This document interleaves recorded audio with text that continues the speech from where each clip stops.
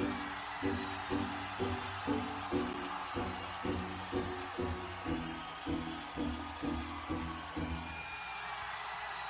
you are what you say you are, a superstar, then have no fear. The camera's here and the mic. Talk to him, Lupe. And they wanna know. Yeah, a fresh, cool young Lou trying to cash his microphone check 212. Wanna believe my own hype, but it's too untrue. The world brought me to my knees. What if you brung you? Did you improve on the design? Did you do something new?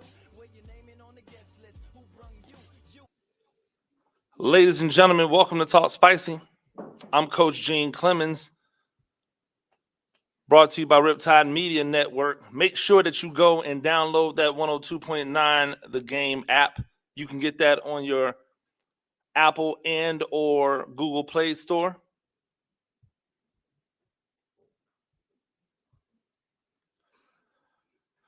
Rate the show, comment, agree, disagree, but whatever you do, keep it spicy. 5-star ratings are appreciated. If you're joining me on this YouTube channel, make sure you like, make sure you subscribe. Shout out to everybody that's joining me on X or Twitter, on the Bleacher Brothers X or Twitter or whatever you're calling it. Everywhere, Facebook community, I really do appreciate it. I've been slightly miffed lately. About athletics and the role that it plays in helping young men and young women have more avenues to success. I've been perplexed because I was always under the assumption that the reason for playing high school sports, other than enjoyment, camaraderie, staying in shape, something to do, other than those things, right? Teaching you life lessons, was to use athletics as a means to make the next step more palatable, right? In order to make the next step easier, in order to have a road open for you that you may not have had open before.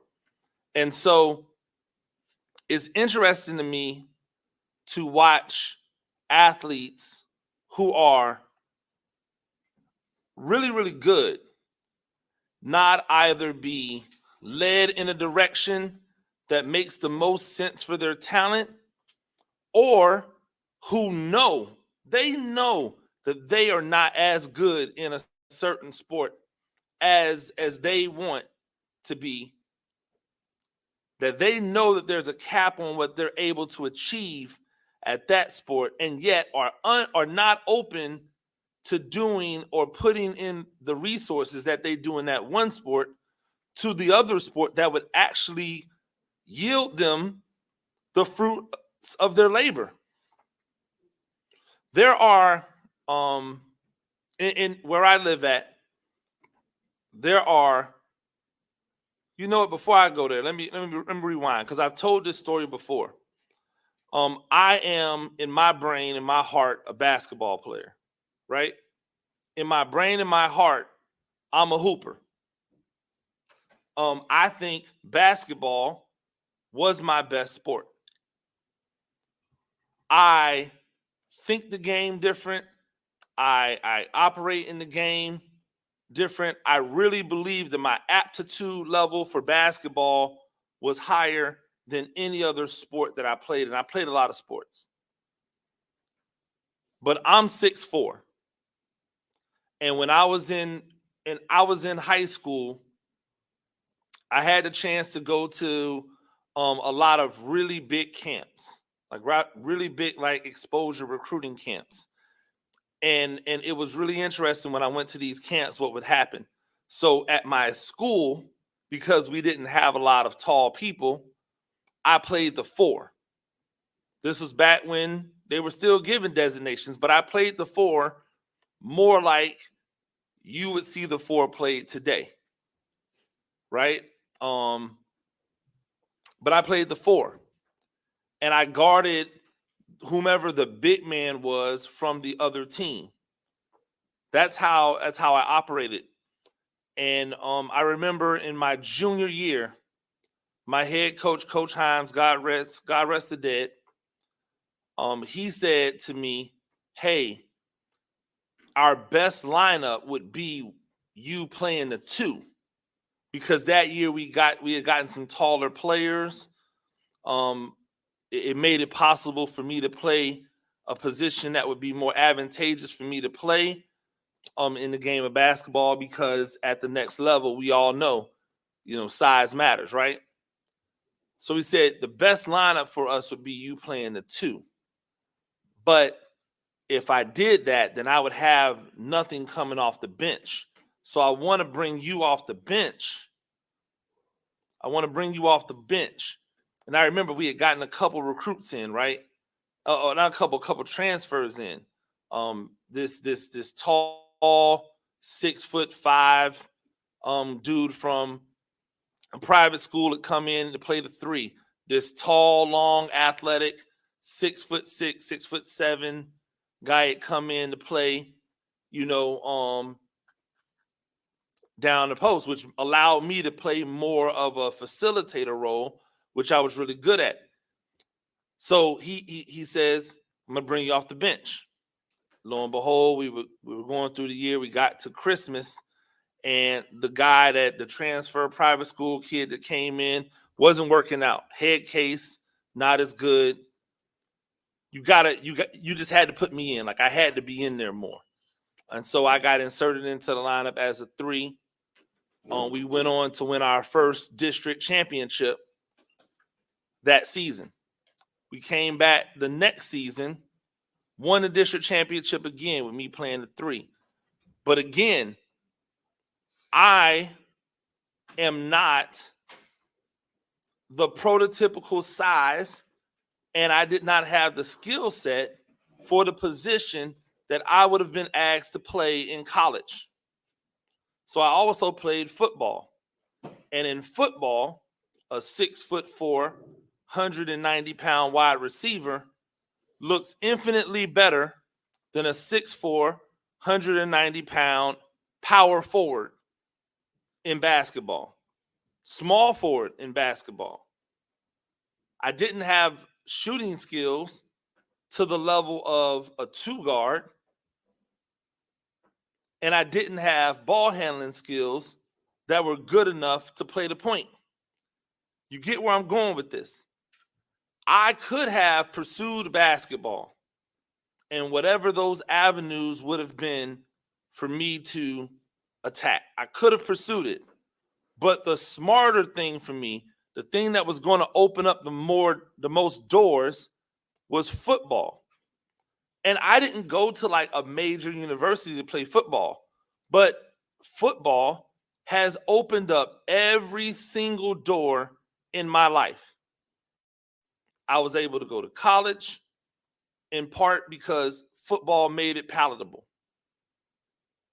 Because I was playing football and because I was in college, I got a chance to start exploring my interest. Journalism was a big interest.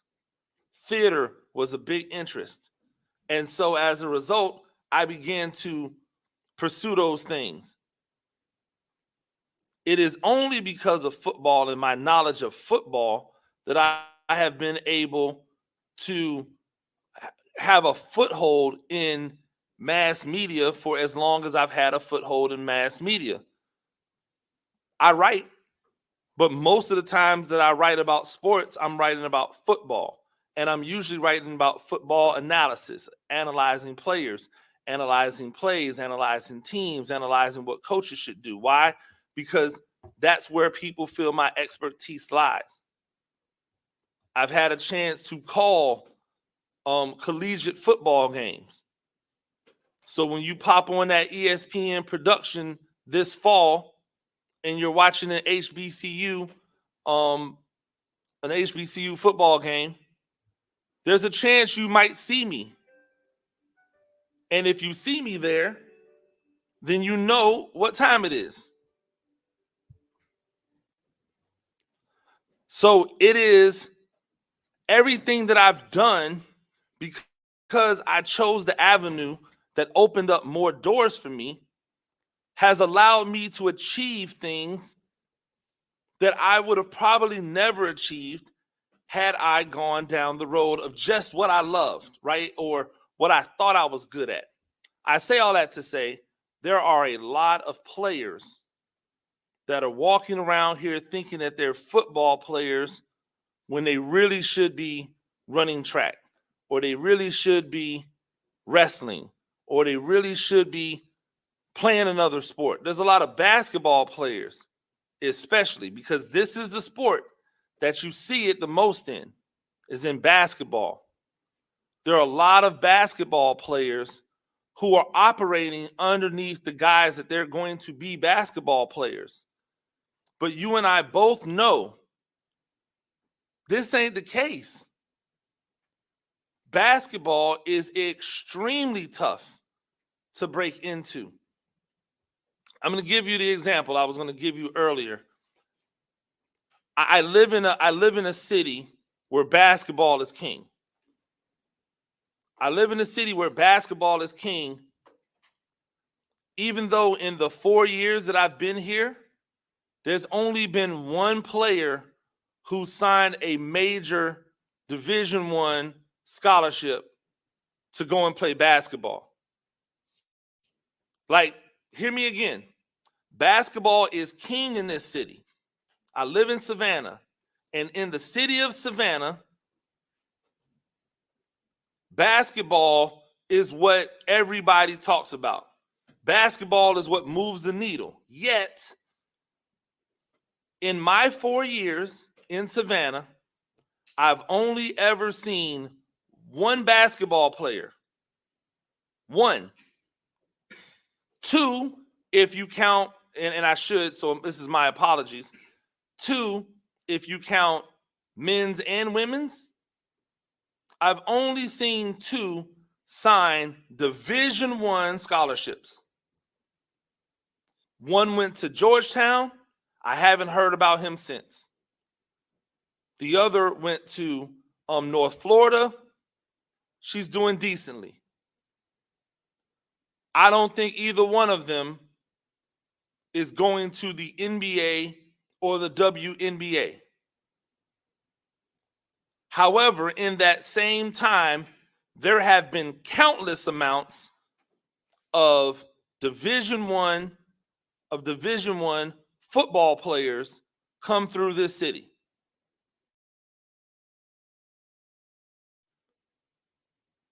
Countless. Years at the school that I teach at, coming off COVID after losing like 17 seniors who were all Division I talents. This team has produced double-digit Division I caliber players. Guys who have signed Division I scholarships. And that's just at this school that hasn't had a lot of success on the field until this past year, where they had a bad regular season and then got hot in the playoffs. That's not talking about the state championship back-to-back team that's in the area.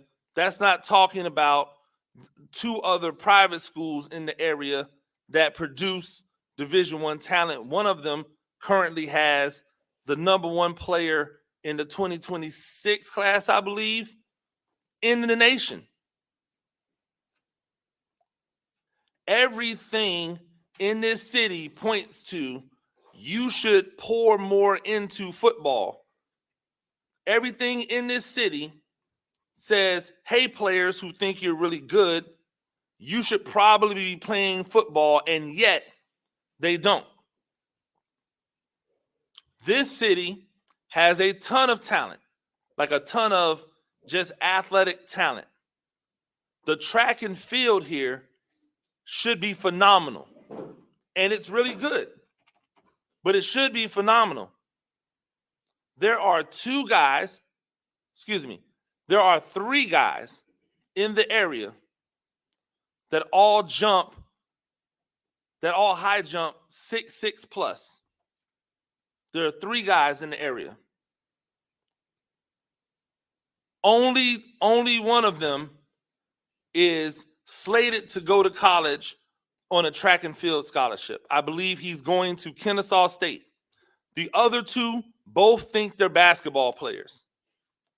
So they're jumping over 6'6" and 6'8" without any real technique, without any real coaching, without any real dedication to the sport. I'm going to give you a news flash if you don't know anything about track and field. If you can jump over 6'6", then you can jump over 7 feet. If you can jump over 6'6" with no talent, with no technique, then you can jump over 7 feet with technique. They are already scholarship level Division I track athletes. And yet neither one of them will do anything to help themselves be noticed and or attack a college track scholarship. Where are the advisors? And if there are advisors, if there's people who are telling them, hey, yo, I know you love basketball, but this is your way to the next level, at the highest level. I had a young man who last year came out to play football. He came out in his senior year. He hadn't played football since youth league. 6'6", 230-something, 240 pounds, a Division I caliber body. Came out, he played, but he never really dedicated himself. And because he never really dedicated himself, he never got anything out of it. Why? Because he kept wanting to be a basketball player. This was just something for him to do. This wasn't something that he looked at as something to open a door for him. He looked at it as something to do. And he went back to play basketball, and he had a great year. He had a great year in basketball. He had a great year. But a 6'6", 6'5", 6'6", decently athletic, not really athletic, like barely dunking, guy who can shoot but can't rebound. He's 6'6", but he is not a guard. He's a 6'6" big who has a little bit of shot but can't dribble, doesn't rebound well. What's his role? What's his role? So now we're sitting here going, what do they do now? He had an older brother who probably didn't even have to play football. Could have just walked into a coach's office at a major Division I football program, and they would have looked at him and said, oh, yeah, we'll take him. We'll develop him. He had all of the things athletically that I said that his brother didn't have. He was taller. He was bigger. He was stronger.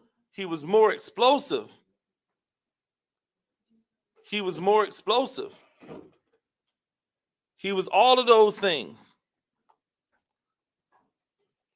And I told him, hey, man, you should be playing football. But he didn't. He went to play basketball. Probably not playing basketball anymore. This isn't a diss on him. We all have our goals and our dreams that we want to obtain. And I get that. And I'm saying that if you want to attack that, great. But you got to be ready. You got to be ready for the consequences of your actions. And the consequences in here in this city, which is no different than a lot of other cities, you have a lot of basketball players that if they would have played football or they would have taken track and field seriously, you have a lot of football players that if they would have taken wrestling seriously, would be right now sitting with scholarships to major colleges and universities that would not have to take out debt in order to go to a 40-something, 50-something $1,000 a year NAIA school where they give them $20,000 scholarships and then tell them you have to figure out the other $30,000. Well, Pell Grants don't cover $30,000. Pell Grants cover like 10, 12. Now you got to come up with another $20,000. Guess what you're doing? You're taking out loans. You spend a year there. You go, oh, I'm killing it here. Or you don't kill it there and you blame the coaches and now you're transferring. Or you kill it there and you think you're better, so now you're transferring. Just to get back out there, go into the world, try to figure it out again, make your mark again. You're on this revolving door trying to chase a dream, and in the meantime, you know what you never develop? You never develop a love for anything. You never develop an interest. You never develop a community that you can then rely on post-graduation. Yo, college is so much more than just playing the sport. It's about so much more than just lining up. College is about communities. It's about setting up what your community is going to be, what your friend group is going to be, right? I have a young girl a young lady, I shouldn't even say a young girl, a young lady in my classroom. She plays like every sport. Ultra athletic.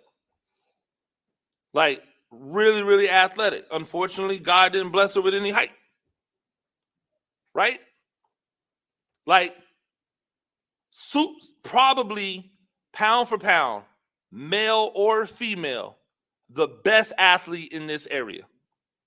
I would put her athleticism up. If there was a measurable that you could do that added height and weight into the equation with the athletics and like spit out a formula, I would guess that she is probably pound for pound the best athlete in this area. How do I advise? Right? What does she love? What does she love? Versus what opens up the most doors for her?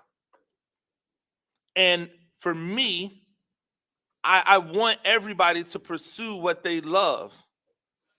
But I also want people to know, especially our young athletes, that just because you love it doesn't mean you're meant to pursue it.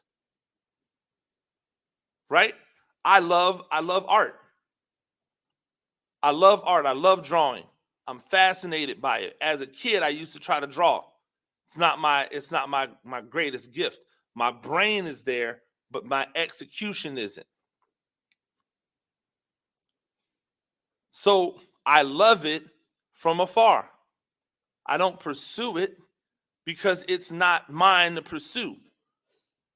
It's not where my gift that God gave me or whatever the higher power that gave me, it's not where I'm able to use that gift the most. I understand that. I recognize that. I understood that at an early age, and that's why I decided to play football going forward. I went to college to play all three sports. For my first 2 years of college, I played basketball, I played football, and I ran track. For my first 2 years of college. And I wasn't just there. I was starting on the football team.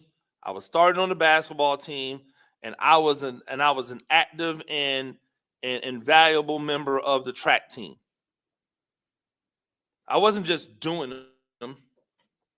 I've never just done anything. If I'm out there, I'm about to be a factor. But after 2 years of doing all three and all the other things in my life that happened, I knew I couldn't keep doing all three. At some point, you got to make a choice about what you're going to put your focus on, because that's what opens the most doors. I have young men who are deciding that they're going to put their focus all on basketball. Yet, there are no doors open in basketball right now. Basketball is oversaturated. Football, it's impossible for it to ever be oversaturated. Track and field, it's impossible for it to ever be oversaturated. Why? Because you always need the elite level athletes playing it. The turnover is fast. The shelf life is shorter.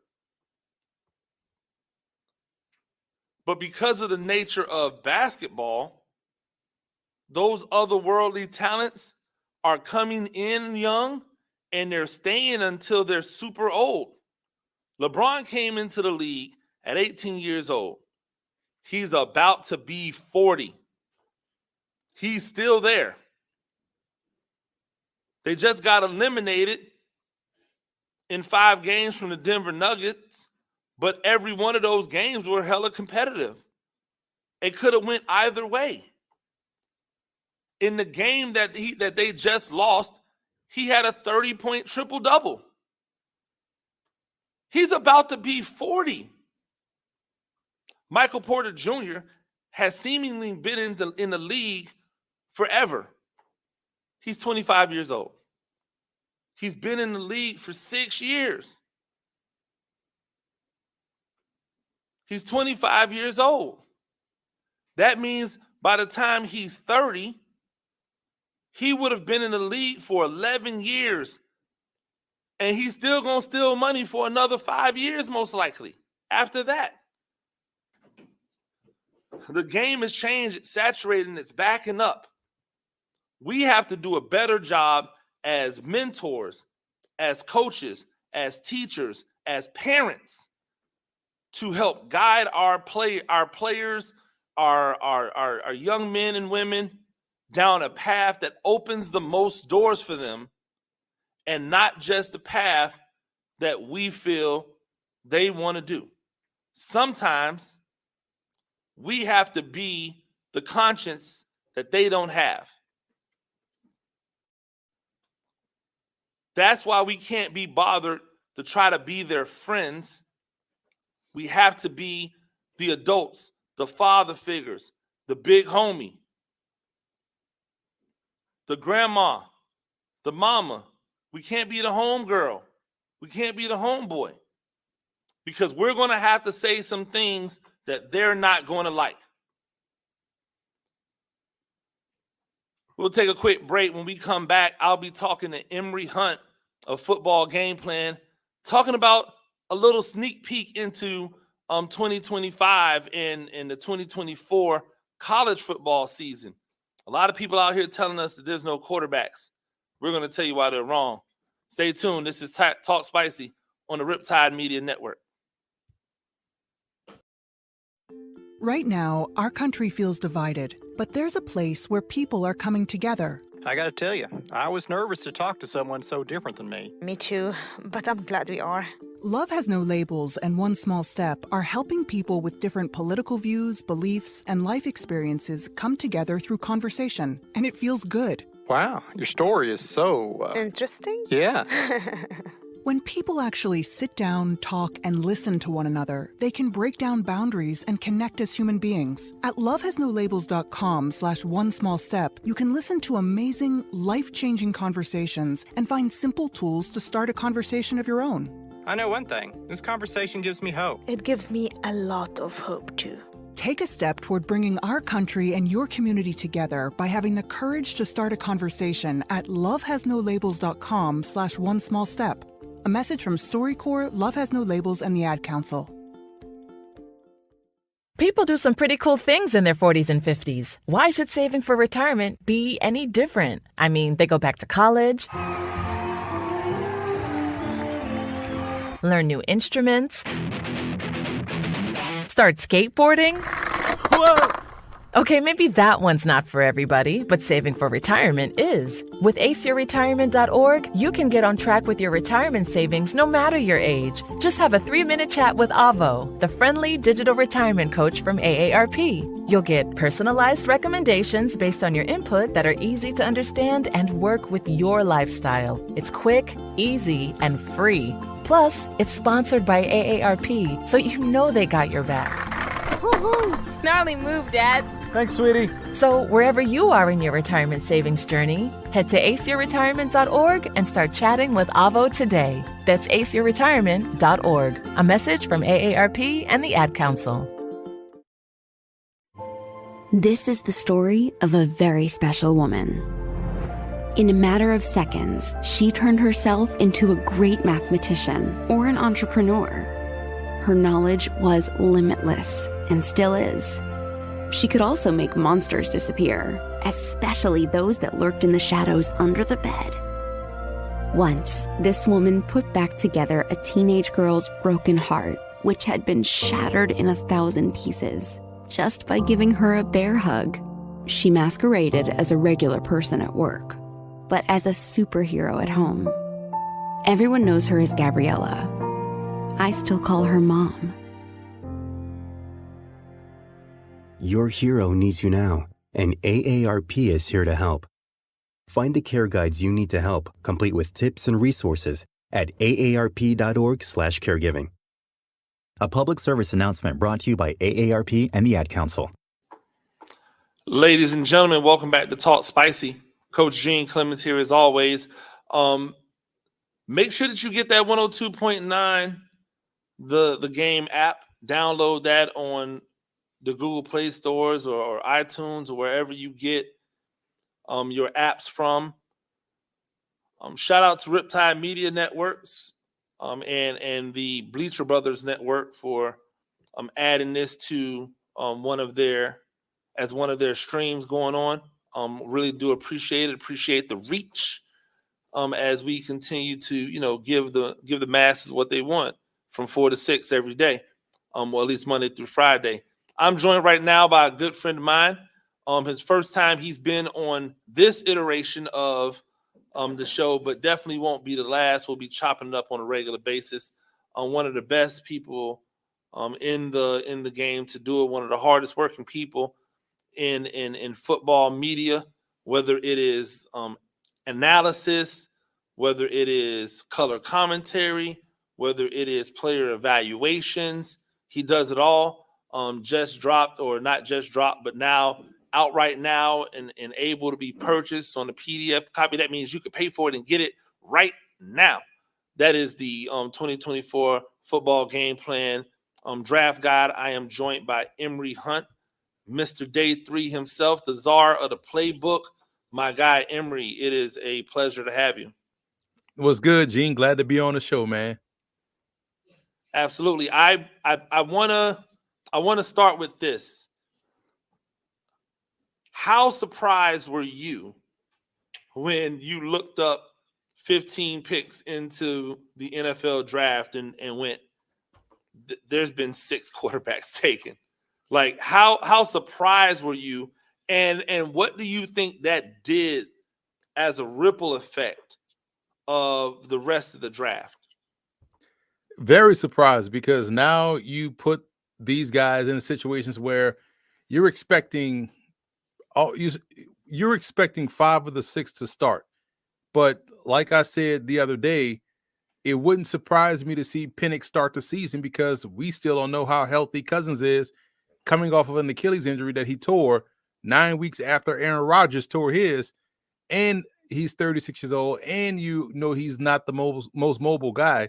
So we may see all 6 rookie quarterbacks, start for their franchise right out of the gate. And that's always going to be interesting to watch, because 2 guys you can make a case for were legitimate top 5 talents, and that was, in my opinion, Jaden Daniels and Caleb Williams. Everyone else, I can understand a Michael Penix going in round 1. I can even understand a Drake May going in round 1. But it's the J.J. McCarthy and the Bo Nix one that really were head scratchers, just from a physical standpoint, just from a an athleticism standpoint, and even just from a playmaking standpoint. They were more glorified second round picks. So now you put 6 guys in the crosshairs to start right away. You're either going to sink or swim, and it'll be fascinating to watch who will get the benefit of the doubt for the next season, because we know the Bears are not going to move off Caleb Williams. We know Washington is not going to move off Jaden Daniels. We know Drake May is not going to be moved off by New England. But those, and Penix obviously was selected for a reason. But when you're Minnesota and you are Denver, you could put yourself in a situation where if we are not good this year, we may be in the top 5 once again. And now things get kind of hairy, gets kind of sticky when you start to project forward the next class. I just want to play this scenario out, and then I want to get to a couple more quarterbacks in the draft, and then I'm going to double back to this. Just imagine this scenario happening. You're Denver. You have traded for Zach Wilson. You've traded for Zach Wilson. You have drafted Bo Nix in the first round. Spider-Man meme, right? So you've got the Spider-Verse going on in Denver. You have an awful season. You're sitting with a top 5 pick, and now Shedeur Sanders is looking at you in the face. A guy who has essentially revitalized the entire Colorado area is going to be coming off another phenomenal, most likely record-breaking season, possibly a Heisman Trophy or a Heisman Trophy finalist type of season. And you have a chance to take that guy with that dynamic and put him and keep him in a city that he has become beloved in. What kind of bumble are you going to do when you have to decide to take? Are they going to almost like price themselves out of Shedeur Sanders or one of these other top level quarterbacks is going to come out in the 2025 class because of what they've done this year, reaching for a Bo Nix? Absolutely, because we remember they are still paying Russell Wilson. So they have a ton of money tied up in the quarterback room with guys that are there and guys that are not there. So if Shedeur is standing there, and you brought up a good point, he is beloved out there in Denver/Boulder. And if here's the other possibility. If it's a true competition, what if Zach Wilson is just better than Bo Nix? Like, what if this was the fresh start Zach Wilson needed, and he outplays Bo Nix and he ends up being the starter? Now you really create a scenario where, man, we might have to double and triple dip at the quarterback position again going into the season. I think that would be the worst case scenario. It's almost like when the Giants traded out of the pick with the Bears so the Bears could take Justin Fields, and the Giants traded back to get Kadarius Toney and stay with Daniel Jones. Like, it's almost, now you see the Giants are still in a situation where they need a quarterback. So Denver could find themselves playing in the same arena in this, next year with regards to that position. Spencer Rattler goes to New Orleans. How good of a fit? I know that I had Chris James on, and he talked about he really wanted to see Rattler go to New Orleans. He thought that would be a great fit for him. What do you think about the fit for Rattler in New Orleans? I think it's a good fit. The only thing that worries me is about, okay, who's calling the plays? And I'm always big on if it's a real competition. I preface that with everything I talk about with regards to depth chart and playing a better guy. Because if you want to hang around as a coach, you play your best players, right? We saw Bill Belichick do that with Tom Brady, proved to be better than a very good Drew Bledsoe, but he went with the better guy, right? All it takes is a preseason, and for Rattler to hit a couple of deep balls, we know that's not in none of the Saints quarterbacks' arsenal that are currently on the depth chart. He hit a couple deep shots accurately down the field, stretched the pass game vertically, and fans already don't like Derek Carr. He's already on thin ice. You saw how well they wanted Jameis and how much they wanted James to play and start. Once they realized they bought a lemon in Derek Carr, same thing could happen with Spencer Rattler, where he could have a strong preseason with some of the weapons they've added at receiver, with some of the weapons they've added in the backfield, and Rattler could look good moving the football against, second and third teamers, which he would be himself. And Carr just has to have one bad game. It might even take a half for fans starts, chanting Spencer Rattler. But will Dennis Allen have the gravitas to pull a trigger? Probably not. And so I still feel like that's a good fit for Rattler. The talent says it's a good fit, but we'll see how the coaching affects the situation like it did last year. Joe Milton, Bazooka Joe, goes to New England, which is really weird because New England drafted Drake May. What do you think about the Drake May, Joe Milton being in the same locker room? Does this have the potential to be an RG3 type of situation, or will it probably not be there because the powers that be won't let it be that type of thing? It might be more of the latter, and it probably would be more towards the Heath Schuler, Gus Frerotte situation. Because we know the only reason why RG3 was usurped because he was hurt. Well, at the end of the day, Gus Frerotte just outplayed Heath Schuler, and they were taking in the same draft by Washington as well. So we've seen this done before. And that's going to be fascinating to watch because at the end of the day, it's about winning games. And if it's proven that the backup quarterback or the guy you drafted later is better than the guy you drafted earlier, if you look at it in terms of contracts, like, hey, we're still committed to this amount of dollars for the quarterback room. We just have to play musical chairs, and the cheaper guy may start, but we still are paying for the collective room. So you can't even worry about contracts in that sense. But what will be important for Joe Milton is that in the preseason, he's going to have to connect on the deep balls that he do throw. And that's an area where you expect him to have the most success because he has the strongest arm, but his deep ball rate wasn't the best at Tennessee. And you hope that's the case there in New England.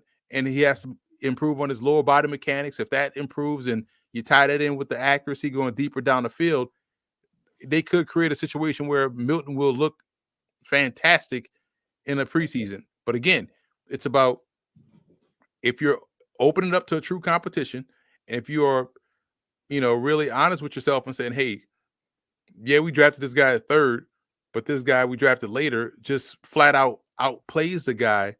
You got to let the true competition just take place because it's about putting the best 11 out there on the field, and it's about winning games. And if you're not winning games based off draft status and a refusal to play the better guy, then why are you even coaching? Absolutely. One of the things that I look at as I get ready to change my attention to what we're going to see in 2024, the 2024 season, I'd be remiss if I didn't already start looking towards the 2025 draft and the quarterbacks that are going to be available in the 2025 draft. I think this is interesting, right? Because I've heard a lot of Carson Beck lately. I've heard a lot of Quinn Ewers lately. I've even heard the Riley Leonard stuff starting to play back up. Oh, Riley Leonard. And I keep going. Y'all can talk about those guys all you want. You could talk about an 87-year-old Dylan Gabriel who's going to play for his 157th different team. Like, you can talk about your Connor Wegmans and Grayson McCall, who's still somehow kicking around out here. But Shedeur Sanders is the unquestioned class of this quarterback draft. And I will put it to you this way. One of the reasons why I believe that he is the class is because there is no one that is going to be more uniquely prepared to walk into the NFL and deal with the pressures of being the number one overall pick than Shedeur Sanders. Like, when we don't even consider his anticipation, his ball placement, you like, which is like, I believe is like some of the best I've seen. The ability to anticipate and the ability to place the ball in areas and to throw one of the more catchable balls, a very Tyrod Taylor-esque like feel to it, that it doesn't seem like he has this strong of an arm, except he just continues to put the ball in the spot, like where it needs to be, when it needs to be there. But all of that aside, and then the underrated athleticism that we don't talk about, because like they act like, at the end of the day, he's still a Sanders, right? At the end of the day, he's still a Sanders. But with all of that being said, the ability to handle the moment, to be able to absorb what's going on, to be mature in the moment, like, I think that's what sets him apart from everybody that was in the draft this year and everybody that's going to be in the draft next year. And quite honestly, if you look throughout the last 10 years of drafting, there's nobody more suited from a maturity standpoint to be able to walk in and accept that role the way he will be. Yeah, listen, I totally agree. And the cool part is, even before you get to all of the physical traits of what he does, throwing the football mechanically and all that stuff like that, if you even just don't even talk about that and just focus on how he's handled end of game situations, fourth quarter drives, fourth quarter comebacks, game winning drives, overtime games, dating back to his true freshman season at Jackson State to what we saw last year at Colorado against Arizona State, against Colorado State, against TCU. This dude is absolute money when you need a drive to score, to tie, or to win. This is what you look for in a pro quarterback. And you touched on it too. Having the weight of being Deion Sanders' kid that plays quarterback and proving that is not a daddy ball situation right out of the gate at Jackson State, and just leading that team to those wins. And, Black College National Player of the Year, I think he won it twice, SWAC Player of the Year, got those guys to 2 straight Celebration Bowls, 2 straight SWAC titles.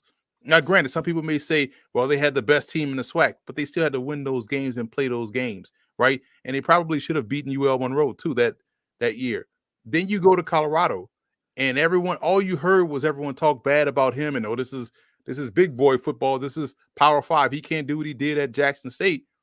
And it had everybody with a cake mouth after that first game against TCU, shut everybody up to where now everybody was like, oh, well, maybe Shedeur Sanders could be one of the, a first round quarterback. Like we was telling you that back when he was at Jackson State. So you really start to question, like, who grades the evaluator? Who evaluates the evaluators? Because it should be clear, cut, and obvious that Shedeur Sanders is the number 1 overall quarterback in next year's class, regardless of who comes out. And we're talking about all the quarterbacks, even a guy like Milroe, who has made significant strides in this game. It should be, if you are a quarterback guru and a quarterback whisperer, in terms of evaluating talent, then this is a layup. Shedeur is a layup, but we'll see how it plays out. But this is, if you like Joe Burrow, you love Shedeur Sanders, because it's clear cut and obvious that this is the number 1 quarterback next year. And you look at teams that could be in position to take quarterbacks: the Raiders, Giants, Tennessee Titans, the Rams, all need quarterbacks, in my opinion, for the future. They're quote unquote franchise guys. So we have 4 teams Buccaneers could be vying for, a quarterback in round 1. So we could see the same thing next year with 6 quarterbacks going in round 1. As much as people think is not a good quarterback class, we know that's not the case. Yeah, and I want to get into some more things because, again, I people out here talking this Carson Beck stuff, and I'm like, I don't know what Georgia team you were watching last year, but he ain't it. Like, now, I give him the same latitude that I give all quarterbacks. Maybe he has some jump to him. I looked at what Quinn Ewers did. It was cool. He ain't no Shadur Sanders. Neither one of them are Jalen Milroe, in my opinion. And this is where it gets interesting, because a guy like Jalen Milroe, with his physical stature, some people have him listed as 6'2", 220, and I'm like, you might want to look a little closer. He looks way more massive. Like, just the way he's wired together looks different than 220. But if he is, cool. He is, from a play standpoint, the closest thing that I've seen to a Cam Newton that has come out. Like the way, like if you remember Cam Newton at Auburn, the way he threw the ball was a little awkward. You know, you could see the stuff, but it was a little awkward. And then when he would pull the ball down, it was like, oh, snap. Like, you got to be ready. It's different, right? And I feel that same way about Jalen Milroe. Ever since the South Florida debacle, where they decided to play the other two dudes because they were trying to find the bad team to play so that they would look good, and then they almost lost. And Nick Saban had to come back like John Cusack and say anything with the radio over his head, begging Jalen Milroe to play again. And from that point on, he was a Heisman level player. Now going into another year, low key, with an offense that's going to be more dynamic than the offense that left from last year, because the coordinator or the head coach that comes in, he just has a much better offensive philosophy than the person that left, right? So I think he has a chance for the bump. I look at Cam Ward, a guy who is now on his third place, but it's not like any of these other people that have bounced around. And that's what I think is interesting about Cam Ward. Cam Ward didn't leave a place because he was out of sorts and go somewhere else.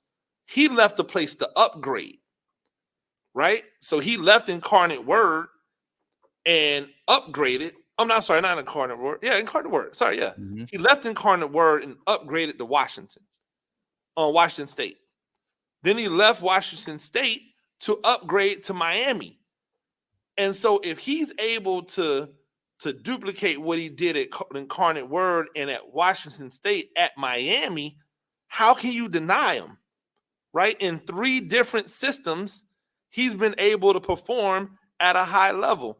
I think that's what's going to give him the rub, and why it was a smart idea for him to come back for another season. And he's also someone that kind of plays the game like a Kyler Murray, where it's a spread game, it's a breakneck game. He does a great job in creating and buying time, and we know he could throw the ball all over the yard. We both cover FCS football, and we know how well he was that year at Incarnate Word. So if we just saw a draft where Bo Nix and J.J. McCarthy went round 1, there shouldn't be any doubt that these guys that you mentioned should have their name called in round 1, because of the added playmaking ability that they bring to the table, more so than a J.J. McCarthy. At least Bo Nix can get out there and scramble and make some plays athletically. You know, McCarthy, we really hadn't seen him do much of anything outside the occasional scramble and bootleg or whatnot. But we're talking about being dynamic to where you are a legitimate threat to take off and run. Now you have that element thrown into the mix. This could be an exciting year for the quarterback room. And there's always guys that we are not talking about that can skyrocket. Caden Salters of Liberty, another one that is coming off a fantastic year. Quiet as kept. I'm gonna always be a fan of his game because I covered him in high school. But watching what TJ Finley did at Texas State, I'm excited to see how it looks at Western Kentucky. Absolutely. So it'll be interesting to see which QB comes out of the shadows and stars this year. I know KJ Jefferson can look a lot better at UCF as opposed to what he was doing at Arkansas, which was solid. He probably would have been mid day 3 pick this year, but let's see how he progresses at Central Florida. So there's names that we are used to hearing and we're used to seeing. let's see how it plays out. That's why I don't like when people try to write the ending without seeing how the rest of the movie plays out. So we'll see. What do you think about the hype that a guy like Drew Aller at Penn State is receiving? Do you think it's worthy hype, or do you think it's just that a lot of hullabaloo, if you will? You know, I like Drew Aller when he came in that game against Purdue in relief of Sean Clifford, and he threw 2 passes that Clifford could never even throw. It was like, okay, Penn State got something. You know, when it's time to turn this guy over, or maybe they should go to Drew Aller right now because he can stretch the offense vertically. That's why I was so excited about Penn State coming into the year, because they're like, man, they got 2 good running backs, very good offensive line, great defense, and finally a quarterback that can push the ball vertically down the field. They didn't have the receiving options that they had under Sean Clifford, but they also didn't let Drew Aller throw the football like that. So I'm still waiting to see if he can turn that corner, because we saw flashes, you know, as a freshman against Purdue. But then last year, he didn't play well. Even when they asked him to make those throws, he was still a bit gun shy.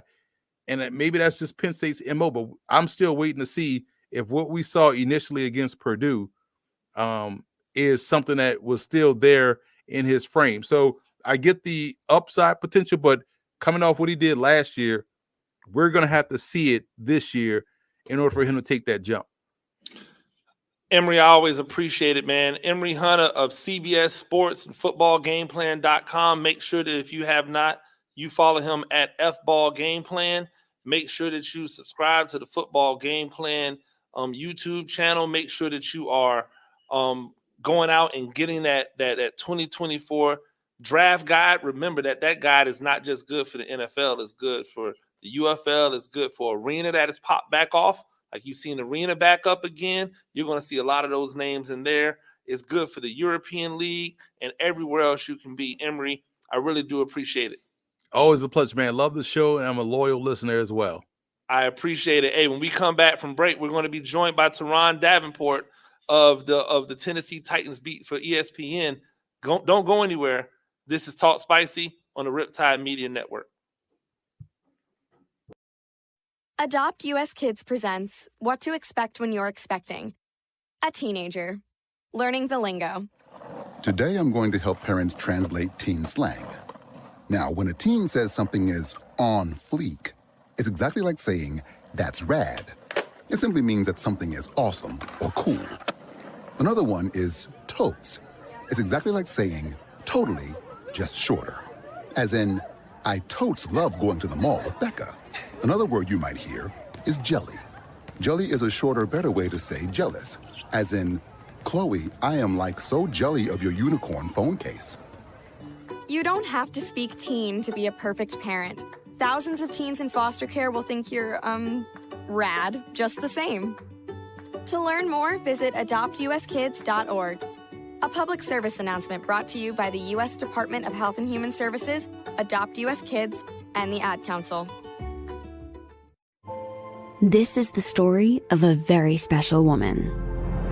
In a matter of seconds, she turned herself into a great mathematician or an entrepreneur. Her knowledge was limitless and still is.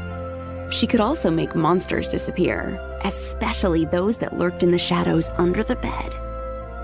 Once, this woman put back together a teenage girl's broken heart, which had been shattered in 1,000 pieces, just by giving her a bear hug. She masqueraded as a regular person at work, but as a superhero at home. Everyone knows her as Gabriella. I still call her Mom. Your hero needs you now, and AARP is here to help.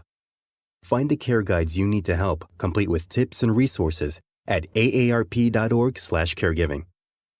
A public service announcement brought to you by AARP and the Ad Council.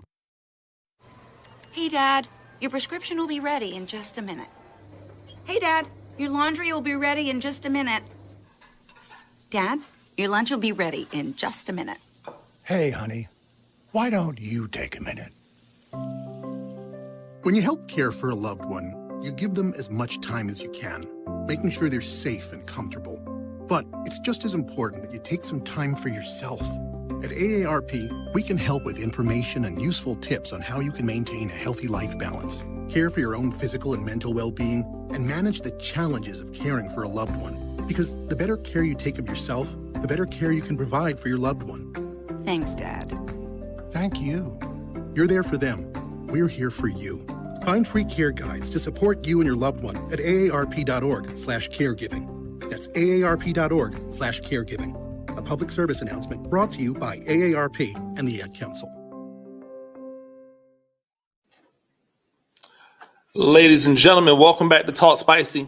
I'm Coach Gene Clemens, Riptide Media Network. Make sure that you're downloading the app on the 102.9 The Game app so that you can listen to this anywhere you are. You can listen to it live, or you can listen to the rebroadcast of it. Shout out to the Bleacher Brothers and their entire network for welcoming us in as we continue to try to get the people what they want. As my guy Jalen Rose would always say, I am joined right now by a guy who is a very good friend of mine, a confidant, a colleague that I love to bounce ideas off of. I think that we have, I have probably one of the most unique friend groups in all of this business, because we're not just out here, boosting each other up with like false bravado or false push up. We tell people the truth, and so sometimes we agree, sometimes we disagree, and iron sharpens iron. So every time I see him, doing great things and achieving more, it makes me want to do great things and achieve more. And without further ado, my brother, Turron Davenport, TD, how you doing, man? Hey, I'm doing really well, man. It's a good start to the morning, man. We get to keep it spicy right from the jump. I love it. Absolutely. And over at ESPN, you've been covering the Titans now for how many seasons? This upcoming one to be my 7th season. Yeah, so I mean, you've ingrained yourself into the into the fabric of Titans football over these past 7 years. I think what I like about what you do and your approach the most is that you make it a point to let the fans know that I root for your team because obviously I want good things for you and for your team, but I'm not you. I'm not a fan, and so I'm not just looking at this simply from a fan's perspective. Has that always been important to you? Because this isn't the first team you've covered. Like when you've had to go from team to team to team, how have you been able to keep that level separate from becoming like the fans and then doing what you need to do for your craft? Yeah, that's a good question. That's actually why, because, initially I did a lot of work covering the 49ers. I grew up, I was a 49er fan. John Taylor, Jerry Rice, those were my favorite players. And then, of course, T.O. And then I told myself, if I'm going to do this, I don't want to be a fanalist. I don't want to allow any love for the team to interfere with me being able to directly and objectively do what it is I had to do. So that's when I started covering the Ravens and then the Eagles and then the Titans. So it's just one of those things where it's like you don't let it cloud your judgment. And I think the draft is a good example, right? So you take a pick, let's just say a random guy, J.C. Latham, right? And a lot of fans, when it happens, they'll hate it because they're being very emotional. And then they'll go back and they'll say, oh, well, wait a minute, I could convince myself to love it. It's just instead of just from the rip, like, okay, let's do some research. Okay, we understand that he was this. We understand that this is the situation. Let's see how it'll work, to look at it objectively. That's the main thing.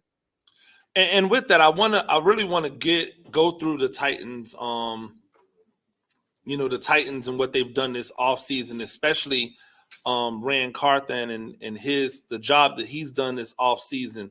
New coaches, kind of a new philosophy, a new direction What have you thought about the overall body of work this offseason that Rand Carthon has put out there for Titans fans to take advantage of?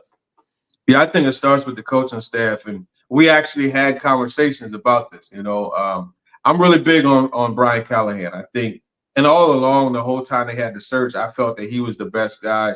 Did a lot of research, and even talking to him and interacting with him now, I definitely even stronger feel that he was the best guy. But the thing that I like that he did is he went out and he grabbed the defensive group, and I told him, I gave him an assignment. I said, you need to go watch Harlem Nights.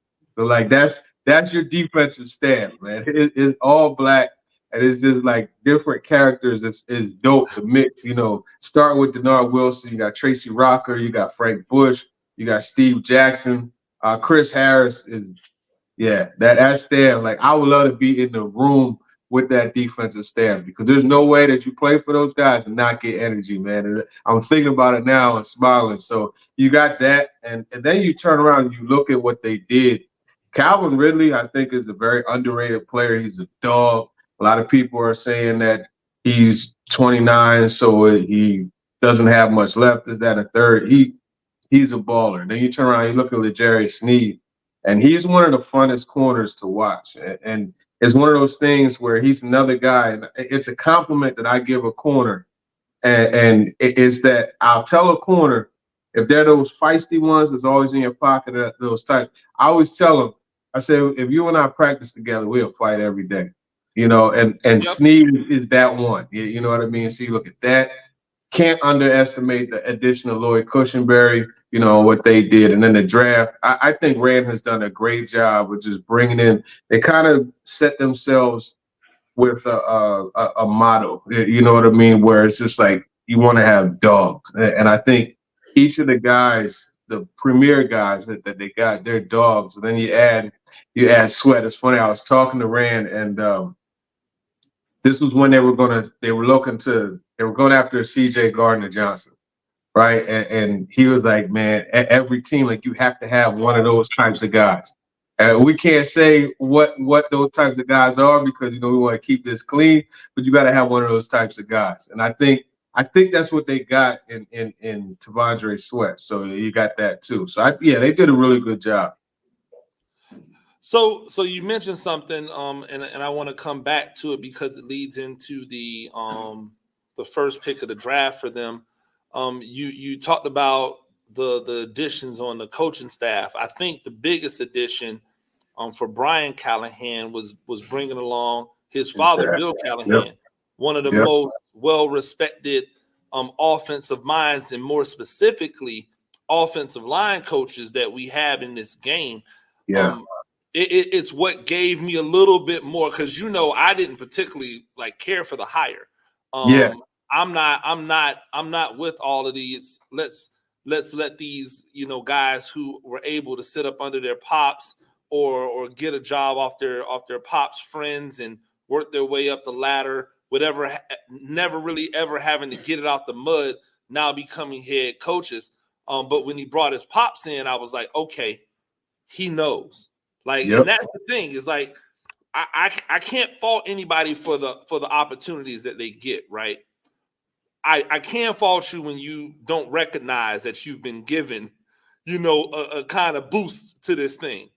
And I think by bringing his pops in, it's him recognizing, I'm here because of the fast track I was able to be provided because of who my father was. So let me bring in, it's almost like The Godfather when Michael takes over, he says, what better consigliere could I have than my father, right? Right. And so he's got a guy who's his right-hand man who he can 100% trust. He knows his father's not trying to snape him for a job. He knows his father's not going anywhere. He knows his father's not trying to stand on his shoulders and get to another spot. His father wants him to be as successful as he can possibly be in that position. And oh, by the way, he's one of the best offensive line coaches in all the game. So that leads into their first draft pick. Now, I know that you were heavy on Alt. You thought Joe Alt was the guy you wanted to have him, but unfortunately, Joe Alt was off the table, right? Yeah. And so they draft J.C. Latham, and my initial question was, why do you take a guy who has played exclusively right tackle or primarily right tackle his entire collegiate career and go, nope, the plan is to move him back to left tackle, which he hasn't played since high school, when he's had so much success at right tackle? Yeah. Yeah, that's a good question. And that's like the $1 million question for this draft. I think you said it, though, Bill Callahan. That's the reason. You go back, and this is something a lot of people don't realize. So Tyron Smith, he played left tackle at USC, but then the final part of his career there, he played right tackle. He got to Dallas. He played right tackle. Bill Callahan got there in 2012, flipped him to left tackle, right? And then that was the start of like 6 consecutive Pro Bowl, 4 All-Pro. Like, he became one of the best left tackles in the league. I'm not going to say it was all Bill Callahan, but his tutelage definitely helped him. Then you fast forward to 2020, right? You got Jedrick Wills Jr., and he's a guy that played right tackle at Alabama, coincidentally, like J.C. Latham. And they flipped him because they signed Jack Conklin to play right tackle, who, by the way, was a left tackle that switched to right tackle, right? And so they flipped Wills to left tackle, and that has gone pretty well for them. He hasn't Pro Bowl or All-Pro, but he's been a solid part of what's been one of the best offensive line groups in the league. So they felt 100% that they could take Latham and have him do that. And in my opinion, Latham is a better prospect than Jedrick Wills Jr. And then you also go back. I talked to a couple of his coaches at IMG, and I mean, this is the dude that converted from defensive line to left tackle, right? So he's made the switch before. And that's something that I asked him at the press conference. Having made the switch before, do you think that's going to help you make the switch back to that position? And he said, yeah. And you look at what his college coach, Billy Williams, he said that, you know, it's like riding a bike. Once you get off of it, you could not ride a bike for a couple of years, but you get back on that bike, you're going to know how to ride it. So Brian Callahan, he talked about the footwork and just how, you know, you just got to reverse your technique and footwork that you learned at right tackle and apply it to the left. So I think they believe 100% that he's going to be able to switch. We're going to see. I know the one thing is he's going to have the opportunity to go against some pretty good guys to get him ready, you know, Jeffrey Simmons and Harold Landry, and you look at Arden Key with that length that he brings. So I'm looking forward to seeing that in camp. Yeah, he's going to get baptized pretty quickly, right? He's not walking into a situation. It's interesting. Sometimes players walk into situations where the competition that's across from them can give them a false sense of security, right? Yeah. A false sense of belonging. Oh, I'm really good because the guys across from me aren't that great, right? But in this case, when you're thinking about who he has to go against in camp to really like earn his stripes, they're going to give him everything that he needs. And it's different types. There's different types of ends that he's going to see that'll give him the ability to be successful. I really do think that Callahan makes that pick a lot easier to swallow, especially when you're talking about moving him from the right to the left. Now, if they were just talking about drafting him to play right tackle, then guess what? I'm down for it. Like, I'm good. But the fact that they were talking about moving him from the right to the left, I was like, but Callahan. So round 2, they took T'Vondre Sweat, who I thought is I thought he was the best 2-gap interior defensive lineman in the draft, right? And I know that those guys are not as in vogue because a lot of teams are doing a lot of 1-gap penetrating these days. Even in your 30 fronts, it used to almost be a staple in the 30 front to have that 2-gap nose guard. But even now in your 30 fronts, they're doing more slant 30s. They're doing more tilt 30s where they're asking the nose guard to be, you know, an A-gap penetrator rather than just displace the center and play 2-gap. I think T'Vondre Sweat is a first-round talent that they were able to get in the second round. To me, that was the best draft pick of the day for the Titans, because you got, in my opinion, a day one starting caliber player on day two. Yeah, no, I agree with you 100%. And I think when you look at Sweat, and I was just texting with a fan the other day, yesterday, in fact, and they're like, what do you think of the pick? And I'm like, listen, man, like, people don't understand how much he's going to impact others, right? Obviously, he's going to have his own impact, but you're talking about 366 pounds of a man with a bull rush. Like, I remember down at the Senior Bowl, the Arkansas center, Bo Limmers, I think his name is. Yeah. Man, like, how as an offensive lineman, when you get a bull rush, like, you hop and you sink, and then you hop and you sink if it's too powerful. Well, he did that twice. He hopped, dropped his anchor, had to do it again and dropped his anchor. Then the third time, he was just like, nut. You know what I mean? Yeah. That bull rush was just too much. So you can't go against him one-on-one. Like, you almost have to have two guys on him. So if you have two guys on him, one-on-one with Jeffrey Simmons, that's not fair.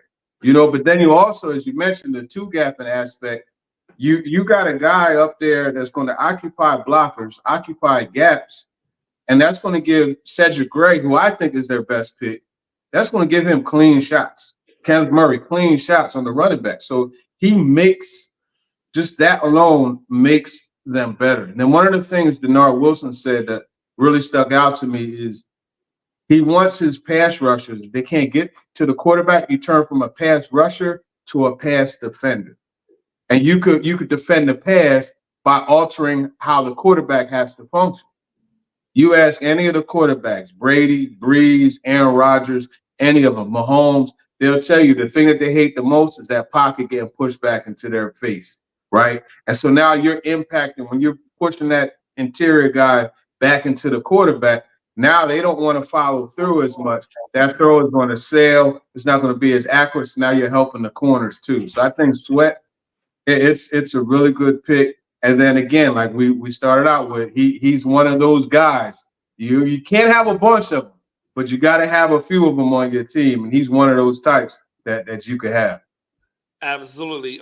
It was a defensive laden draft for Rand and his and his brain trust there. In round 4, they came back with Cedric Gray, the inside linebacker from UNC. I thought this was an interesting move, because if I'm not, and you can correct me if I'm wrong, Jeremiah Trotter Jr. was still on the board at this point, right? Like, I was really surprised that with Trotter Jr. sitting there, that they didn't go Trotter Jr. What do you think it is that they saw about Gray that made them think this was the better the better fit for what they're doing defensively in Tennessee? I think it was the coverage skills and the 3 years of production. Look, you're talking about a guy who had 100+ tackles 3 years in a row. And, tackles are a jaded stat, but the thing is, what a tackle stat, like what that will show you, is the guy's around the football. So one way or another, he may not make the tackle, but he was around the football. So you like those things. And I think you look at, so Kenneth Murray, obviously he went to the Chargers and it didn't work out. But I think Kenneth Murray going to the Chargers is like trying to use a knife as a fork. You know what I mean? They didn't use him correctly. He's not a read and react. He's a guy you just say, look, man, just go bust stuff up. That's how you coach it. You know what I mean? So they're able to do that with him and not have him have the green dot, because I think you look at initially it's going to be Jack Gibbons from Minnesota, the undrafted free agent 2 years ago. He's probably going to be the starter initially, but Cedric Gray is going to supplant him at some point and be the green dot wearer. And it's funny because I asked Rand Carthon about rookies being the green dot, because that's tough, man. Like, you just going out there and knowing your own position and where you're supposed to line up is tough, and to play fast. But then you got to know everyone else. That's going to be even tougher. So I asked him, how a rookie could do that. And he pointed to Fred Warner. He said Fred Warner did it when he was a rookie. And ironically, when Cedric Gray on his Zoom was asked about players that he watched, Fred Warner's name came up, but so did Zaire Franklin. So I think you look at that and just the way that he'll complement Kenneth Murray, I think is going to be really good because he is a very alert linebacker and he could cover. Nowadays, you have to be able to cover, man, with the way these teams use move tight ends and so much 11 personnel where sometimes, you're going to have to carry a slot receiver up the seam before you pass it off to the safety or those different types of things. They went defense 3 more times in this draft. They went with Brownlee at cornerback in round 5, and then in round 7 they got James Williams, the safety out of Miami, and they got Jalen Harold the edge out of Michigan. So Jalen Harold, just for fun, I know his father because his father was like the director of the projects where I lived at. Wow. When I was growing up. James That's Harold, crazy. he used to also be the head coach at Jesuit High School. Jesuit High School in Tampa Bay. James Harold is known. I've known James Harold ever since I was a little kid, and I've known a lot of his his kids and cousins. Or nephews. One of his nephews I played with in basketball when I was in high school. I say all that because I think it's an intriguing pick because you're getting somebody who comes from a quality program that plays fundamentally sound defense. Yeah. And that's really, really important when you don't have the skill to just trick off out there, right? Like when you don't have the ability to just use your or you don't have the resource to use, I am just more athletic, I am just that much better than you athletically. You have to be fundamentally sound in this game. What do you look at a guy like Harold and his role and what he can possibly carve out for himself on this team? Yeah, I like him situationally. You know what I mean? I think when you look at he's a guy initially third down situation, you bring him in. And then also when you want to go with something a little unorthodox, right? You bump Arden Key inside and you can have him come in and as a stand-up rusher at that position too. So 7th round pick. I mean, obviously he's not going to get a bunch of opportunities, but I could definitely see him, coming in and being a part of that rotation. Landry, Key, Weaver, Murphy. Yeah, Murphy. Yeah. There's a lot of competition for snaps at that position because I don't believe he has the versatility to move inside and do things inside. Yeah. I think he's primarily what he is out there on the edge. Special teams will probably be big for him to try to carve out a niche for him on this team. Undrafted free agents. Give me one undrafted free agent that you think has an opportunity to come in and make this roster. Yeah, I think you look at what the Titans did. They addressed everything except for tight end. And, I like Chigakonko a lot. And I think he's going to be the starter. Josh Wiley will be in the mix too. And they have Thomas Odukoya as well, who they got the international roster exemption for. But they signed a guy out of Temple. David, it's hyphenated. Martin Robinson. David Martin Robinson. They signed him. And he's a very athletic tight end. He's got good size. So I think he could come in and add something to that mix because they don't have Trevon Wesco, who was like their inline tight end.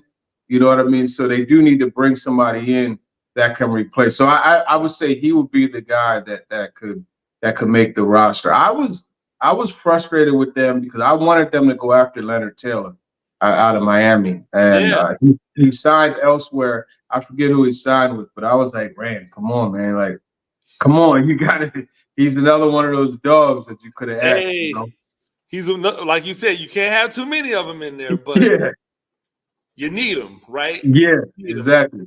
I'll get you out of here on this.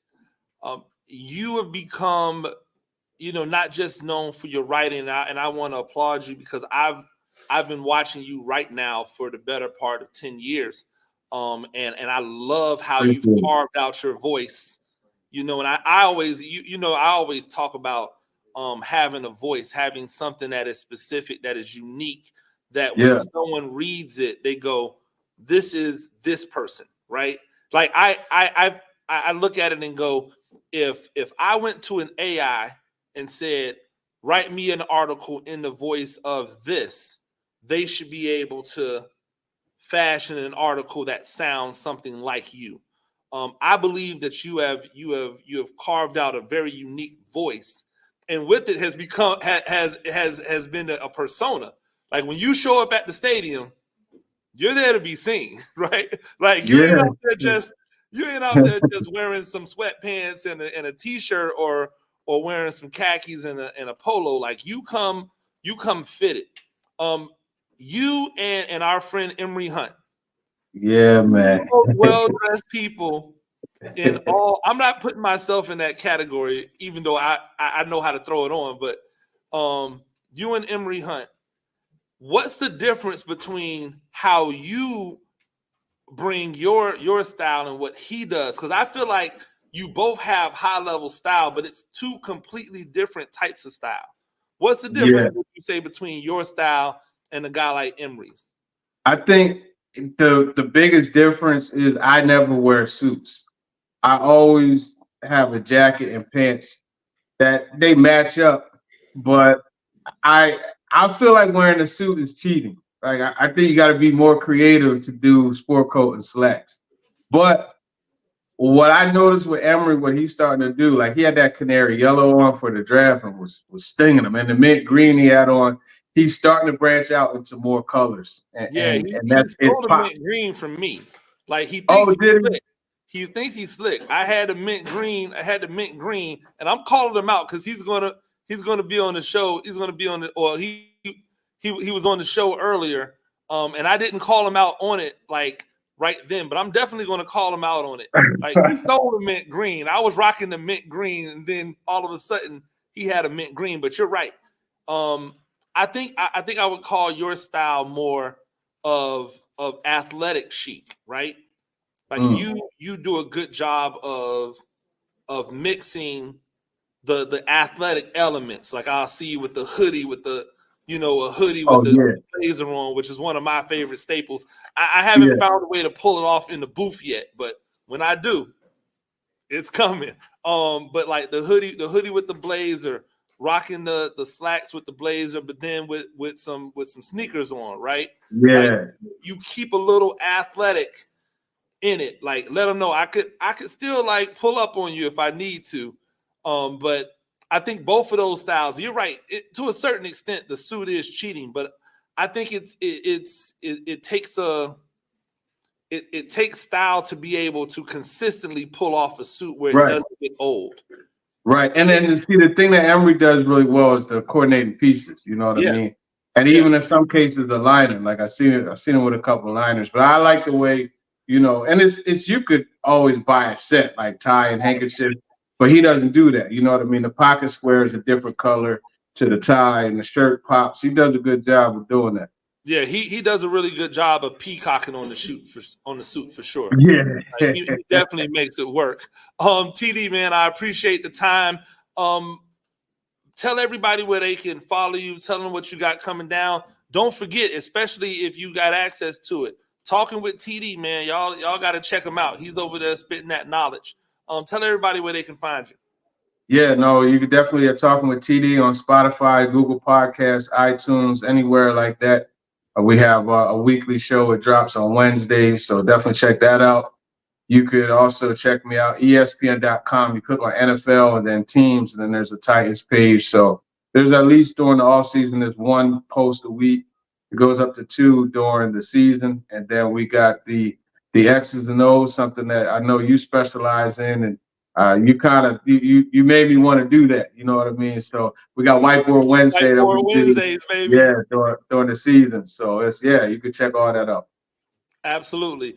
I appreciate it, man. We'll talk to you soon. We'll definitely double back once training camp opens up and keep this thing rolling throughout the season. Always a blessing to talk to you, my guy. For sure. Appreciate it. Absolutely. And stay tuned after this break. We'll be back. We're going to close you out. I'm going to have to eulogize the Lakers because it's over for my guys this year. This is Talk Spicy. I'm Coach Gene Clemens, Riptide Media Network.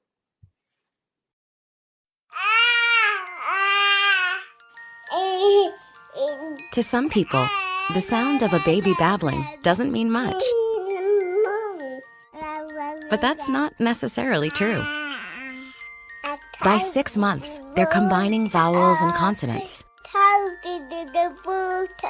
By 9 months, they're trying out different kinds of sounds. And by 12 months, their babbling is beginning to take on some meaning. Especially if there's no babbling at all. Little to no babbling by 12 months or later is just one of the possible signs of autism in children.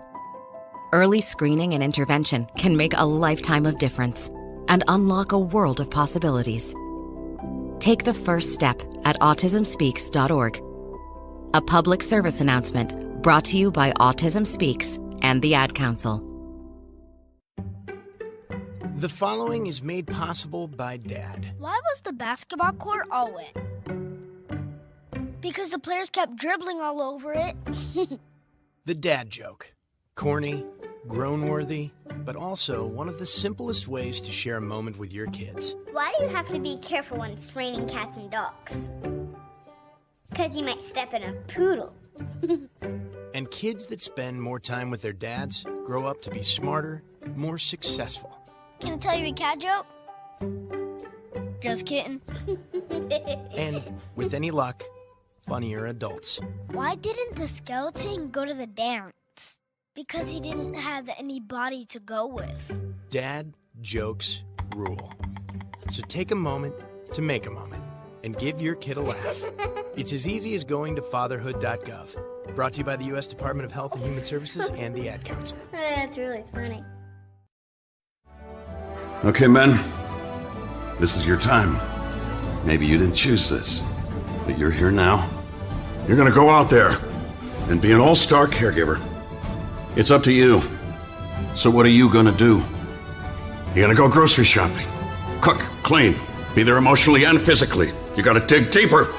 Drive them to physical therapy, doctor's appointments. Don't you forget about the pharmacy. No, you won't.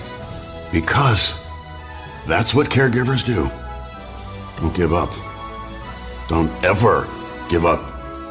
This is your time to show the world, your family, and yourself that you're tougher than tough. Now go out there and be the best caregiver this world has ever seen. Caregiving is tougher than tough. Find the care guides you need at aarp.org/caregiving. A public service announcement brought to you by AARP and the Ad Council. Ladies and gentlemen, welcome back to Talk Spicy. I'm Coach Gene Clemens, Riptide Media Network. Make sure that you download the 102.9 The Game app if you want to keep hold or listen wherever you are. If you want to see shows that have been archived, you can listen to them all at the 102.9 The Game app. Download it from Google Play Store, wherever you download your apps from. Shout out to the Bleacher Brothers network for allowing me to broadcast on all of their platforms as well. Shout out to my X/Twitter people, Facebook groups, and of course to YouTube. Make sure you like and subscribe over there. I appreciate Emory Hunt, a football game plan, joining me today. Talking about the future of quarterbacking as we look towards the 2024 college football season and towards the 2025 draft. I also big love to Turron Davenport of ESPN for joining me to talk Titans, talk a little style on the end as well. And M, don't worry, I'm gonna bring up the fact that you stole that mint look from me, but I'll get to that later. I really wanted the opportunity to talk about a team that is really near and dear in my heart. I wanna say a fond goodbye, a fond farewell to my Los Angeles Lakers. If you've been paying attention, the Los Angeles Lakers were just swept in a gentlemanly way. A 5-game loss to the Denver Nuggets. I want to start by giving a little bit of credit to the Lakers, because nobody had the Lakers winning this series. So acting surprised or acting shocked that the Lakers lost is really like, it's BS. Let's be real about it. Like, it's a little foolhardy when we think about the fact that people are trying to make it seem as if the Lakers failed when they were the 7 seed and they lost to the 2 seed, whom everybody believes is going to win the championship. So it's a little disingenuous. It's a little disingenuous when I hear people talking about the Lakers as if this season was a failure because they lost to the champions from last year and essentially a team that everybody thinks is going to win this year. The Lakers were not the favorites, yet in 4 games, I believe 4 out of the 5 games, maybe even 5 out of 5 games, they had a chance to win. Well, I should say 4 to 5 games because one of the games they actually won. But in those 4 games they lost to the Nuggets, they got beat by a buzzer beater in 2 of the games. In the other 2 games, they had significant leads. They let the leads go, but they were still competitive down to the stretch. So we don't have to sit here and act as if the Nuggets were just like destroying the Lakers. That's one of those narratives that people try to throw out there after the fact to make themselves feel better about whatever they prognosticated. Here's the truth about what happened in the Lakers versus the Nuggets. The Nuggets just have better role players than the Lakers do. Right? And it makes sense. The Lakers had they had KCP. And KCP played really, really well for the Lakers. And for some reason, the Lakers didn't want to pay KCP. And you know what KCP did? He went to the Nuggets. Now the Lakers have to deal with KCP. The Lakers had the opportunity to upgrade to better players. And some of the players that they chose to stick with, some of the players that they chose to hold on to, they didn't get it done. Like, we can say what we want, but the truth is that Rui Hachimura was in witness protection this entire series. Yo, what happened to him? I thought he was supposed to be the difference.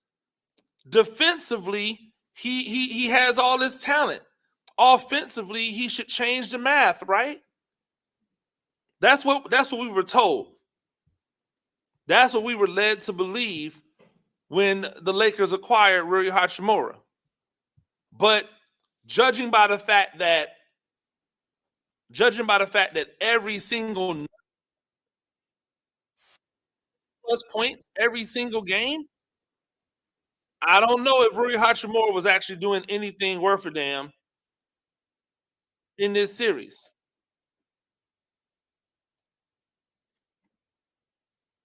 Right? D'Angelo Russell, who is supposed to be the instant offense for this team.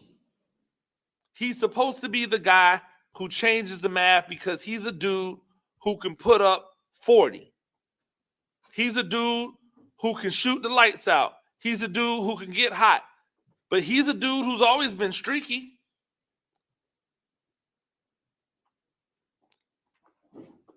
What happened to him in this series? He had one half that he got hot from 3. I think he hit 6 threes in the half. That's essentially all he did in 6 games. One half a play. That was his legitimate contribution to the Lakers. And that was a game they didn't even win. We have to start asking questions. Was it right to give Austin Reeves this contract extension? You couldn't get better production offensively from other people, because you can't sit here and tell me that, oh, well, it's about defense. Who's Austin Reeves checked all year? He has not checked anyone all year. He's an offensive player. Who are we going to blame? Hey, here's what D'Lo and Austin Reeves were from three-point line in a closeout game that the Lakers lost by 1 point. They were 3 for 15. How is your point guard and your shooting guard 3 for 15 in a game that you lose by 2 points? Who are we supposed to blame? What y'all really gonna come out here and come out of your mouths and blame LeBron James again? This man had essentially a 30-point triple-double in the closeout game. And he had 4 steals. And he only turned the ball over once. What more do you want out of LeBron James? What more are you looking for out of LeBron James, who's going to be 40 in December? When we hit 2025, LeBron James will be 40 years old. And he's out here averaging in a season 26 points, 7 rebounds, and 8 assists on 54% shooting. Name me another 39-year-old that's ever done that. I'll stop you. You can't name one. But it's not about LeBron James.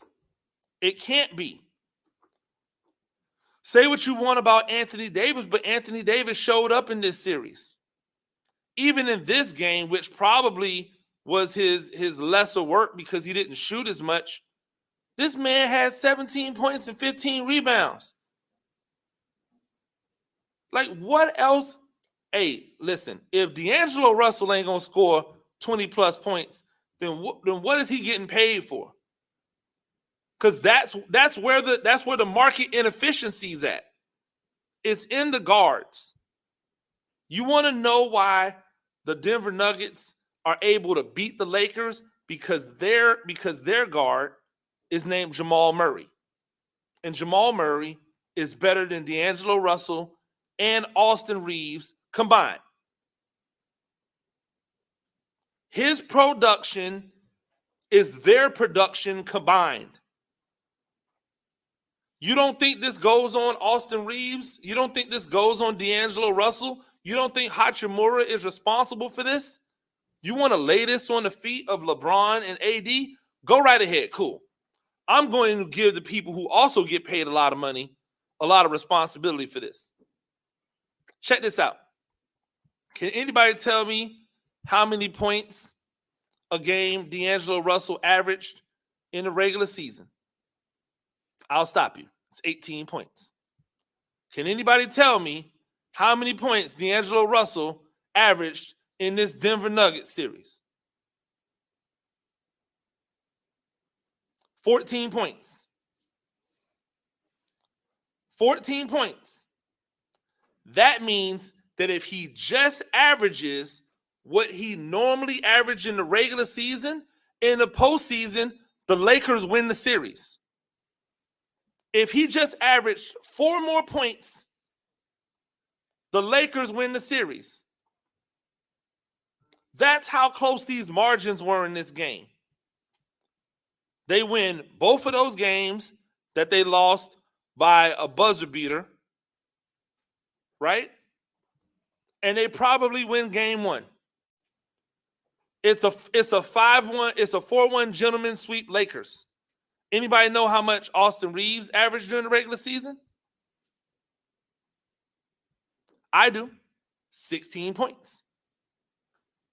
Anybody know what he averaged this postseason? 16 points. Well, then what you talking about there, Gene? He averaged 16 points in the postseason. Okay. Go look at his game one performance when he was afraid to shoot. Where every time the ball touched his hand, he passed it away like it was a hot potato. Where he seemed as if he didn't want to have the game come down to him. Yeah, I'm being harsh. Why? Because somebody needs to be harsh. It's time for harsh. And we can't sit here and blame Anthony Davis and LeBron James for everything, even though you want to. In a regular season, Rui Hachimura averaged 13.6 points a game. In the postseason, he averaged 7.8. If these dudes showed up the way they showed up in the regular season, then the Lakers walk over the Denver Nuggets. The difference is that the Denver Nuggets players get better in the postseason. They don't get worse, they get better. And when you're not going to rebound, when the only two people on the team rebounding are Anthony Davis and 39-and-a-half-year-old LeBron James, you're probably going to lose. That's how this thing works. But all I ever hear is people like Stephen A. Smith and all of the talking heads and loud screaming people blaming LeBron, blaming AD. Oh, AD got to get tougher. Man, AD's so soft. Everybody that's criticizing AD, everybody that's criticizing AD,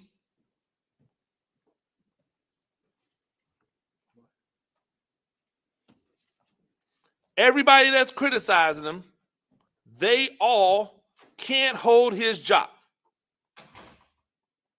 Everybody that's talking about what AD can't do can't hold his job. Everybody that's saying that AD is soft, they're not as good at their job as AD is at his job. Not even Stephen A. Stephen A. is not considered to be one of the greatest writers of his generation, one of the greatest sports writers of his generation. Pat McAfee came in and got him out the paint immediately. Oh, why are you criticizing Stephen A? Because he criticizes people. So you can't be above criticism if you criticize people. If people want to come in and say, hey, man, Coach Clemens, you don't know what you be talking about. Cool. Provide some context. Tell me where I'm lying. Explain to me where the market inefficiency is. The Denver Nuggets show up in the playoffs.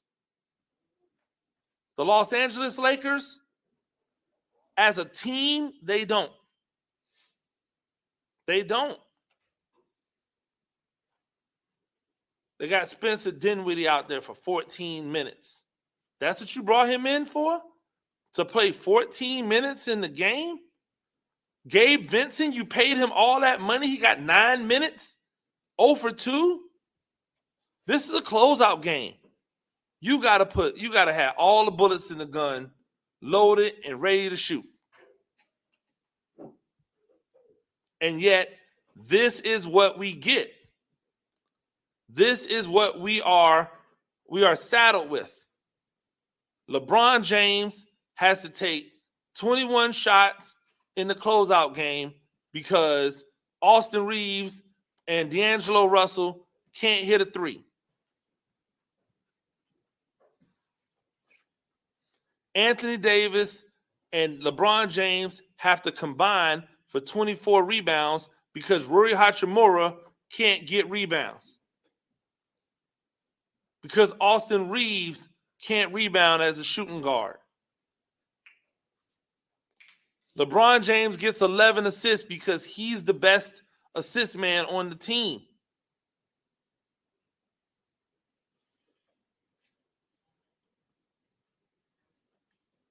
Yes, this is harsh criticism. But we got to stop giving the harsh criticism to the people who show up all the time. We got to stop blaming the people who put it on their backs the entire time. All I hear is shade at Kevin Durant.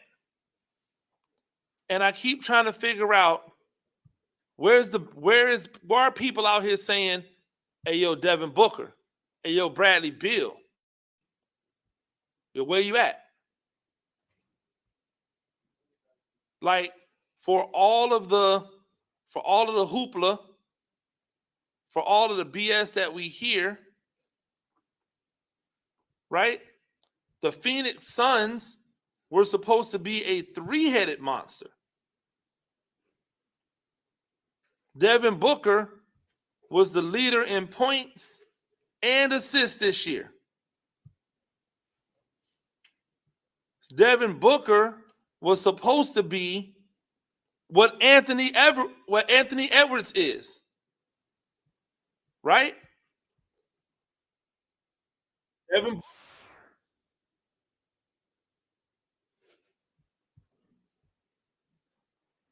Devin Booker showed up. 49 points. What else you want from this man? 49 points.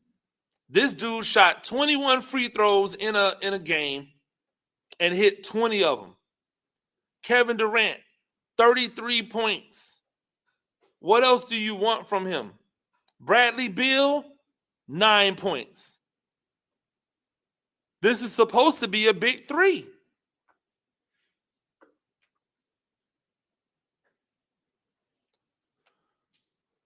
Where's the bench points? You want to know why they lost? There's the why. You got Kevin Durant out here trying to be a big man, grabbing rebounds with all of these trees that's out here for the Timberwolves.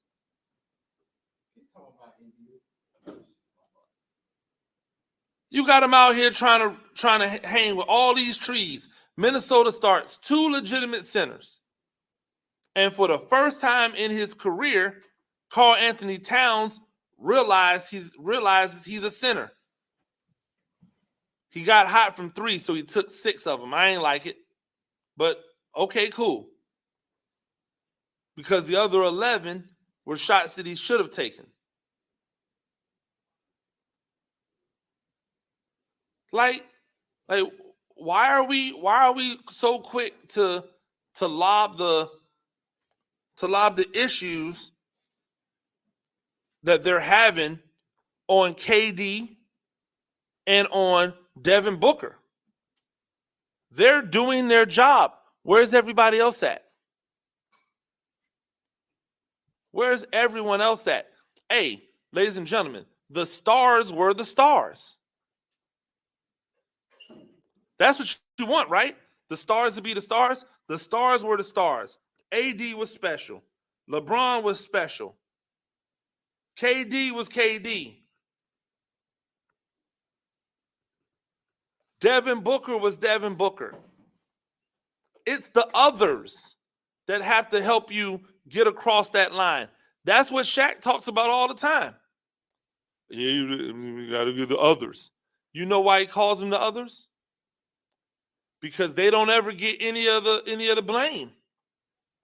So if you're not going to get blame, why do you need to have your name called?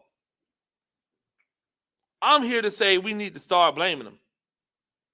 I'm here to tell you that there's an opportunity to pass along this blame. Why not? Why wouldn't we? They deserve it. LeBron doesn't deserve it. Anthony Davis doesn't deserve it. KD doesn't deserve it. We'll blame coaches like it's going out of style. Darvin Ham didn't do. Man, listen. Darvin Ham didn't shoot a shot, grab a rebound, make a pass, play any defense. Do I think Darvin Ham is the greatest coach ever? Nope. But I didn't hire him. And I didn't co-sign him. And it's really easy for people to start pointing at the coach.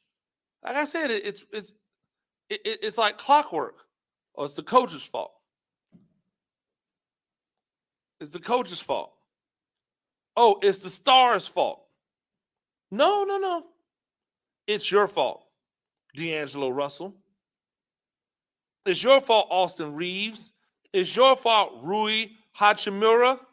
And you should be kissing whatever part of the body that you would need to kiss in order to pay homage to the fact that LeBron James and Anthony Davis and Darvin Ham are going to take all of this blame. You're not going to have to get any of this blame while you sit there and collect millions upon millions upon millions of dollars. Nobody will say it's your fault. Everyone will just say, oh, they need help. You're supposed to be the help. Hey, don't forget, Michael Porter Jr. was supposed to be the #1 pick in the draft. He got a back injury his 1 year in college, barely played. He dropped a few. It took him then another year to get his back right. And because he was so young, he's only 25 right now. They got Jokic in the second round. It's different around here. It's different around here.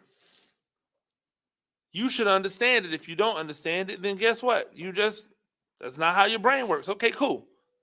We can't have the same type of conversations then. It's time for us to start blaming these role players the way they should be blamed. Why? Because in the NBA, the role players make like elite level money. You got people who are the 8th and 9th person on the NBA bench making NFL superstar money. They laugh at these NFL contracts. Oh, that's cute. You gave your quarterback $140 million. That's cute. I'm about to sign this $300 million max. And I'm Jaylen Brown. I'm not even Jason Tatum. I'm Jaylen Brown doing this. So yeah, we can give some blame out to people other than the stars or the coaches. It's all right. They're going to go home to their mansions. They're going to go home to their girls at the BBLs. They're going to go home to their signature wines and their spirits that they came up with, and their PJs and their podcasts, and they're going to tell their truth. It's okay for us to criticize them. When you don't get the job done, you don't get the job done. That's how it's always been. That's how it always should be. But instead, for clicks or because it's the hot button topic, we want to always put the blame on the stars. Well, that's why they're stars. They take the blame. No. They take the blame because people can't figure out what they really should be talking about, what the real discussion should be. It's lazy. I'm not here for it. Ladies and gentlemen, thank you for joining me on Talk Spicy. We do this every day, 4 to 6 p.m. Riptide Media Network and the 102.9 The Game app. If you haven't downloaded it, make sure you download it. Like, subscribe, comment, agree, disagree, but whatever you do, keep it spicy. Until next time, you know what to do. Peace.